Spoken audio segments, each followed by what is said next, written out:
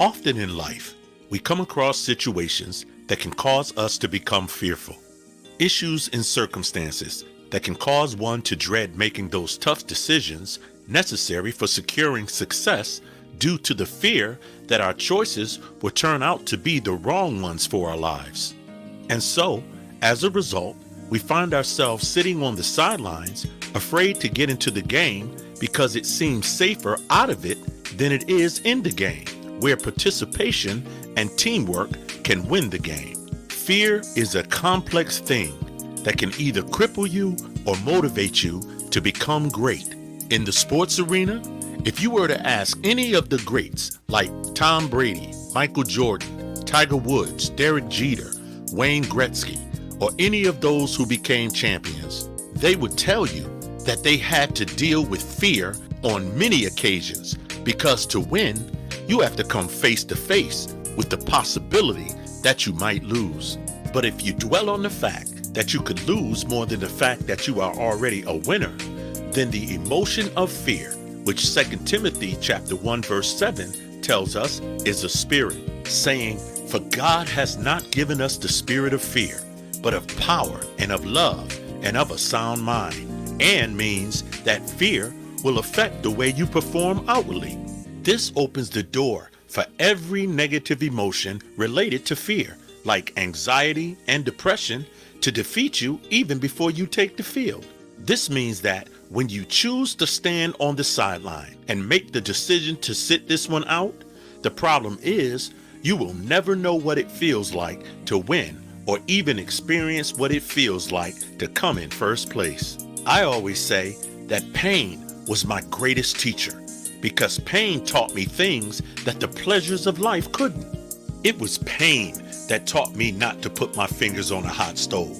It was pain that taught me how that hard work builds character.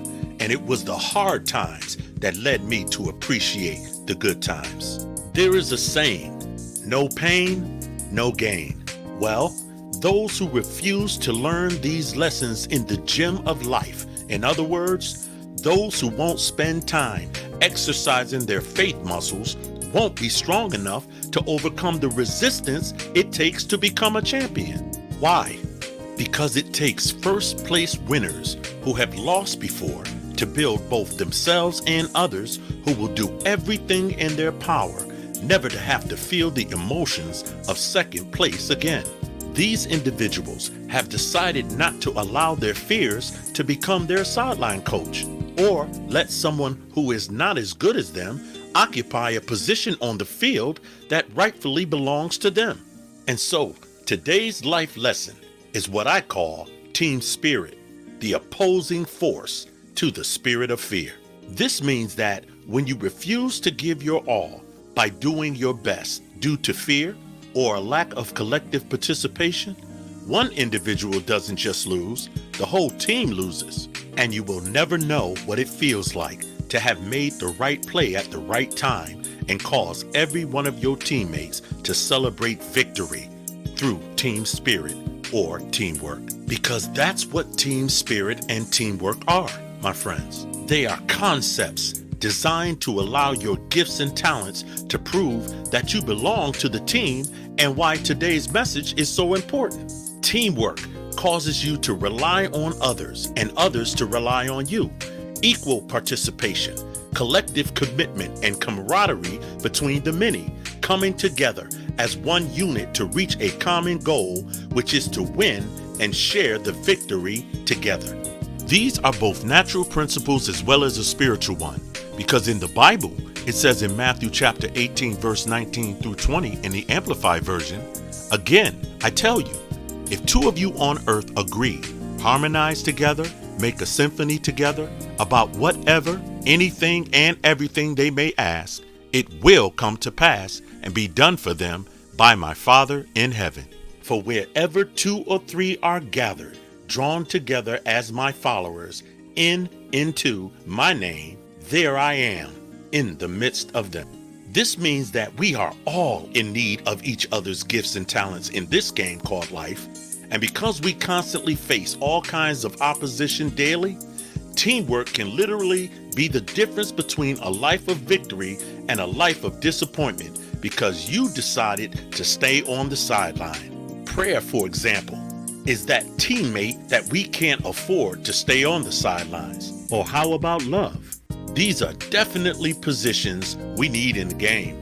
Imagine if Jesus decided to stay out of the love game. Love is why we win. In fact, according to verse 20, God says that he would be in the midst of us. And I don't know a team with better players than God or love, especially when our most significant rivals are teams like poverty, sickness, and hate are scheduled to play us on our home field. And so there are two questions we have to ask ourselves if we ever want to experience what it is like to become champions. The first is, will your confidence in the Lord be in the game when the whistle blows, or will your lack of faith in yourself keep you on the sideline? Only you can answer this, because you better believe that the moment you step onto the field, fear and the opportunity to lose will be the ones checking you. This brings me to my second question. Are you going to give them the business by showing them that you deserve to be on the team? Or will the coach have to put some second string player in your place? Well, spiritually speaking, what separates the starters from the bench players isn't decided in the game. It is first determined in practice, because that's where you train. You don't become champion without practice, and you can't afford to see if your faith is in shape or has lost its athletic superiority when you're staring a 6-foot, 300-pound spiritual opponent in the face during the championship game. In advance, the question you need to ask is, can you count on your confidence or that of your teammates when it matters? Or are you on the brink of being cut from the team because you never exercise your faith? And so I reiterate, a good teammate will not only reevaluate their strengths in advance to build their faith, but they will also evaluate their player skills and their love capacity to become champions as well. 1 John chapter 4 verse 18 in the New King James Version says, "There is no fear in love, but perfect love casts out fear, because fear involves torment. But he who fears has not been made perfect in love." And James chapter 5 verse 15, also in the New King James Version, says, "And the prayer of faith will save the sick, and the Lord will raise him up. And if he has committed sin, he will be forgiven." And herein lies the problem.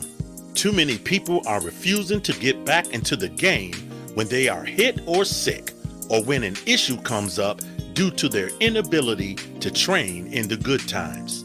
There's a baseball quote that says, "Don't let your fear of striking out keep you from swinging." I like to say it like this: when things like fear and doubt come to convince your faith and prayer life to stay on the sideline, instead of talking to God about the issue, faith that is not afraid to swing talks to the issue about your God. And I'm going to close with this. Every day that you choose to get up off of that bench and make a choice to swing, you come that much closer to finding the true purpose of your gifts and the happiness that they will bring when you step out in faith. Don't hide behind the fear of failing. The only failure a child of God can make in their life is to refuse to get up off of that bench and get into the game. God made each one of us that plays on his team a winner and not a loser. So I reiterate my previous statement. Instead of talking to God about the issue, my friends, faith talks to the issue about our God.